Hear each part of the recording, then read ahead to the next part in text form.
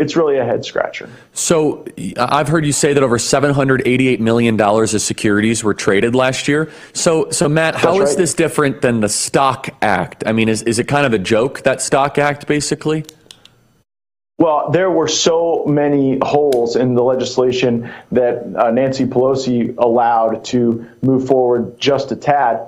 And that really doesn't provide the level of accountability we're talking about. In our legislation, if you own any individual stocks today, you have to dump those into a blind trust. And then the blind trust doesn't just manage those.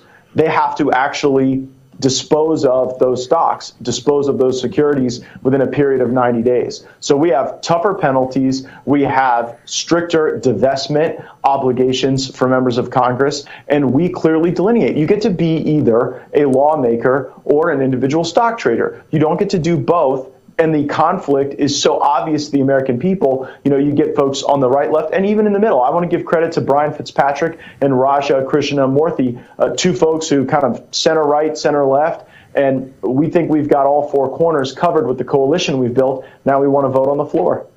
So Matt, I'm going to ask you to speculate a little bit here, and I know it's going to be imprecise. What percentage of legislative decisions are made with members' stock portfolio in mind?